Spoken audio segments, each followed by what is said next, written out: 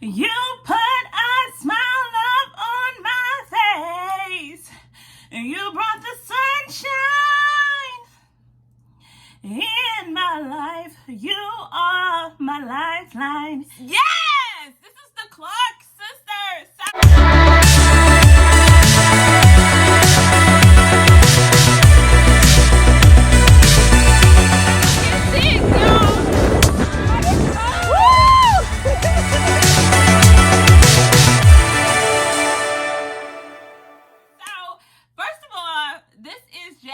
This is Jessie Angel Show, and welcome back to my channel. So I did try to look a little bit presentable. I put a little bit of makeup on my eyebrows. Let me know if you catch my drift.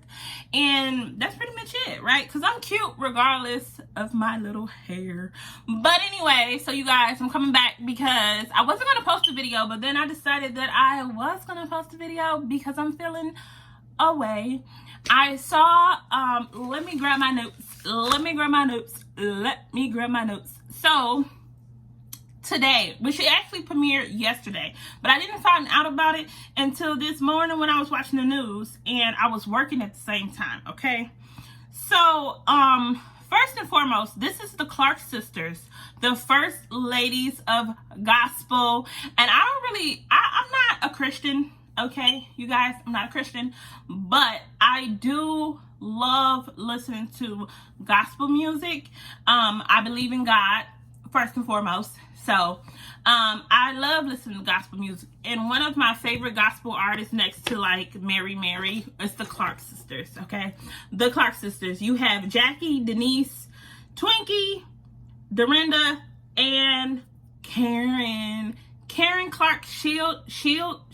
I don't know her last name. Anyways, she's amazing singer all on her own. She has her singing career with her sisters, and she also has her own solo career. And then she has her daughter named Kiki Shield. So yeah, so let's jump right into this video because it's already been like 2 minutes long already. So I watched the movie, and let me say, first of all, Miss Dr. Maddie Moss Clark, okay, she was a beast, okay. She was probably harder on her girls than the Jacksons, okay, than Joe Jackson himself. But she loved her kids. Like, I think that there was like no doubt, besides one sister, which we're gonna talk about that, it was no doubt that she loved her girls, but she just wanted her girls to be the best that they could be. And they all had their own different like personality. They all had their own, you know, what's it called, role within the family, you know, the family dynamic. And so it started out with, you know, she coming in the house and she wake up all her kids and she like, get out the bed, y'all, get out the bed, and come on, I got this melody in my head, y'all gotta sing it before y'all can go back to bed. It's 2-3 o'clock in the morning, like them kids trying to sleep. But she like, no, y'all better get up and come down here. So they did that, right? And then as they grew up, you know, I don't think they really got married until, like, the way it seemed like they didn't start really getting married until they were probably like in their mid to late 20s, to be honest, which is, I didn't know that. You know, they were in their mid to late 20s because they were like off singing and everything like that. Now you have the first sister, Jackie, who actually is a actual like practicing nurse, who was actually a nurse through the whole time. Like, she had this amazing music career. Oh, by the way, the Clark Sisters were born and raised, bred in Detroit, Michigan. That's another reason why I am speaking on them. I love them. So, you have the one sister, Jackie, who is a nurse. And she pretty much just, you know, sang and toured and did everything she was supposed to do. And she still maintained her job as a nurse. Then you have, Denise, who was pretty much the rebel of the family, which they kind of talk about, you know, why. Because if you see the Clark Sister now and you see them perform, like, the last time I think I remember seeing them perform was when they all performed at, I think Aretha Franklin, funeral. And it was 4 of them. And you have the one on the piano or organ, which is Twinkie. And then the other 3, they stand and, you know, and they sing or whatever. So you pretty much had her. She was like the rebel of the family. She did what she wanted to do. She kept having kids out of wedlock. Like, it was crazy. It was crazy. So, you know, she kind of felt like, you know, her mom, and like, you know, she didn't have the love that she felt like she didn't get the amount of love that she deserved as a daughter that her mother gave to all of her other kids. And it wasn't so much the love, but just like the support, that nurturing aspect. Like, she really didn't have that. It was almost like her mom just kind of looked down on her, like she wasn't making the best decisions, you know, like she always was judging her. And so she kind of walked away from the Clark sisters. So it was 5 of them, but she ended up walking away. Like, when they got to, like, they were going to re-sign their contract, she left and went on about her business, and it was like, I'm done with that. Twinkie, however, she was pretty much she probably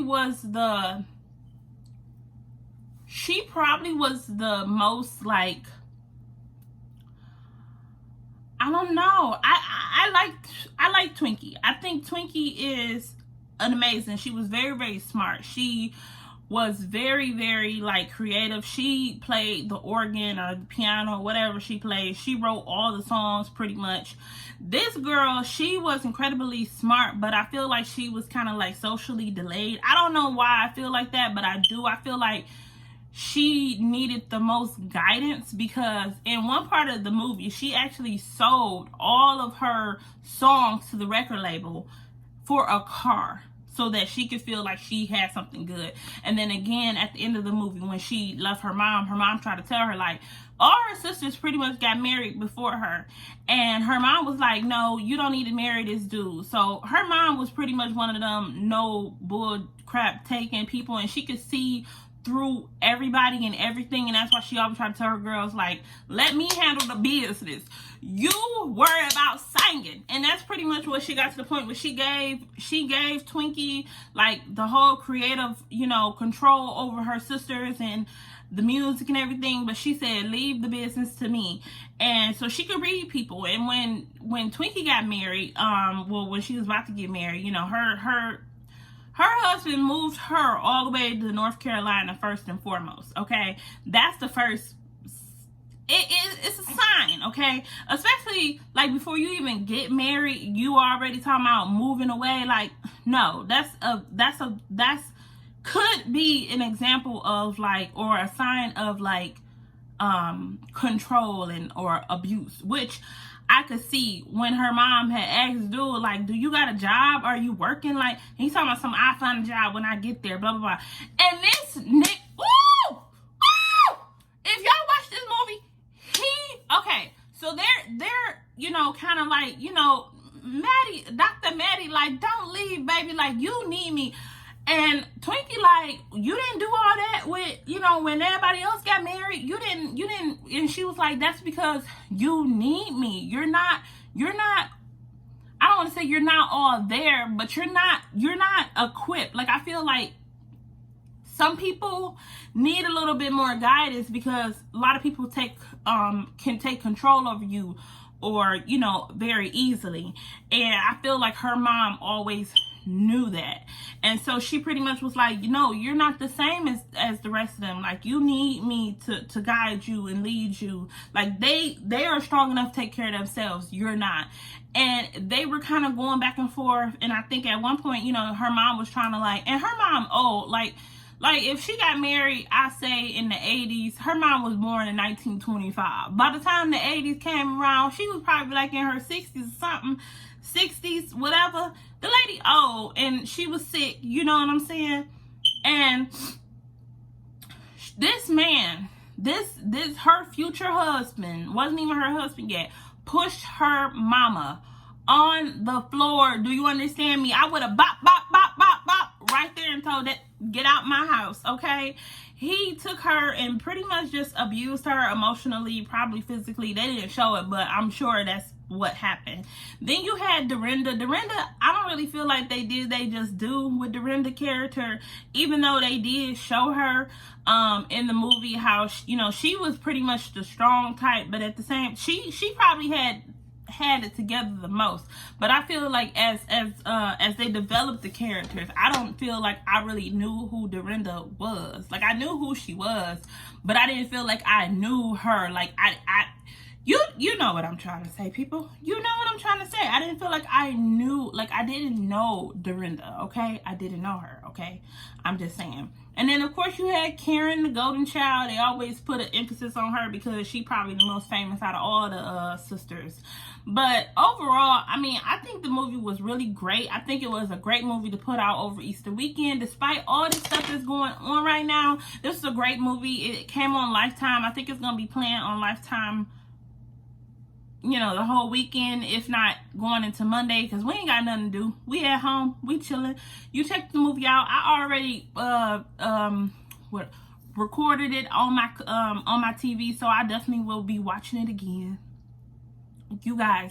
So that's all I want to do. My Easter weekend. What are you watching? Movie edition.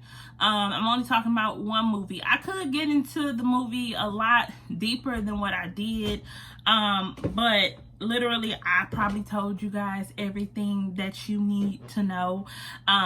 Yeah, I give the movie, honestly, this movie next to Mickey Howard, which she sang oh, I can't remember, Love Under New Management, which I can't catch the melody right now in my head to sing it to you guys, but I love that movie. Okay, that was probably one of my favorite Lifetime movies that they have created, and then this movie is probably my second favorite. Okay, so anyways, you guys, I hope you have a great Sunday. I hope you have a great Easter Sunday, you know, and yeah, have a great morning, noon, and night, wherever you are, wherever you're watching, and peace.